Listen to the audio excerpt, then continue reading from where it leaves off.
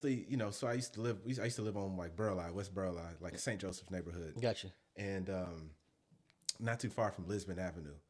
And honestly, I think they working on some stuff now. But Lisbon Avenue used to be a rough stretch, man. And I had Yes. a buddy. We played basketball together. It was in middle school, and he didn't make the team. I made the team. He didn't make the team. Hmm.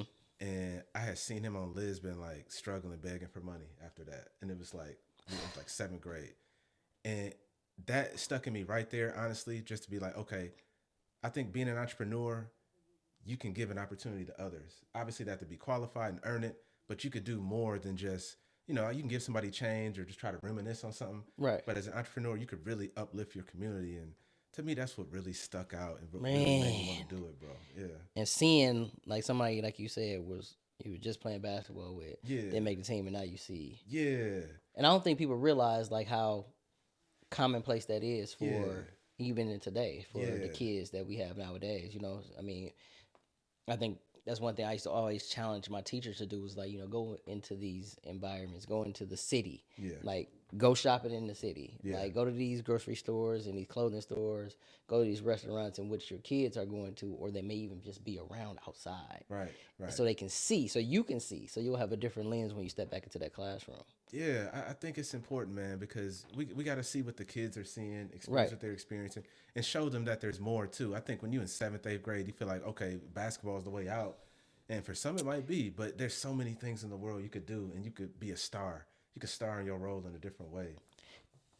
Okay, so look, so now that I'm thinking, like you just said, so obviously we talked about entrepreneurship, right? Yeah. And we know you went to college and went to college and things like that. Yeah. But a lot of times, and when we were growing up, it was a basketball player, it was a Yeah. football player. Like I think I said before, like sometimes if you want to impress your teacher, you say, I want to be a lawyer or a Yeah. doctor or a Yeah. firefighter. You know Yeah. what I mean? But when we were in school, the trades weren't Yes. really.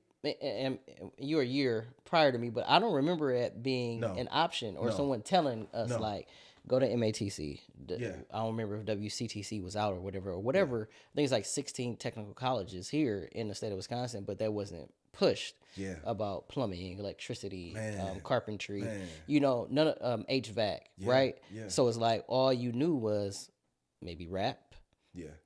play a sport, you know what I'm saying? Yeah. Or somehow have some kind of business, but it was never learn a trade to where we can try to make it out, right? Right, and you bring up a great point. So after I left the city of Milwaukee, I got recruited to Gilbane Building Company. Shout out to Gilbane. I Building wanted to get Company. there. Got you. And really, that's my job, man, is to still help people. But now it's getting into the trades. Like I do wish I got into the trades. I love college and all that, but I'm still paying off the debt. I'll be honest. What I'm saying? Same here. You know, you know.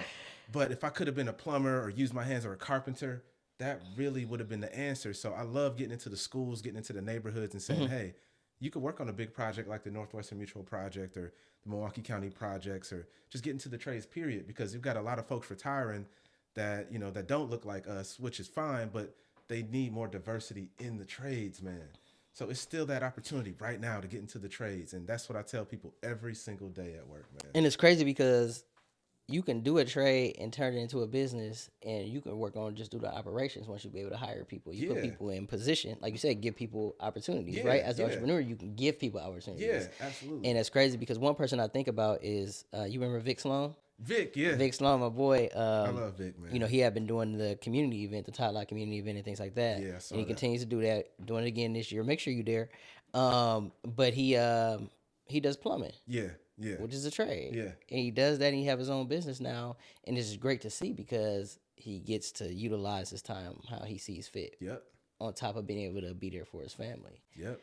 And not only that, like you said, with the give back he does, I mean, he could teach somebody else the trade, man.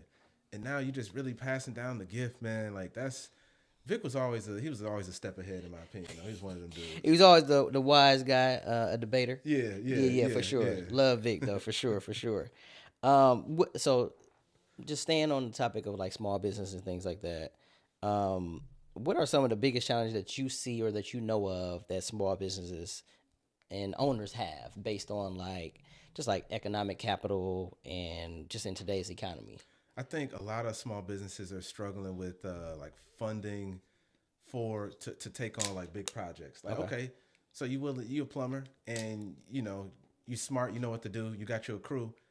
How do you make sure you have enough funding to take on a job? Because when you work with some of these bigger construction firms, they're going to make sure you can afford bonding, that you can afford your own materials, and all the safety things that you'll need.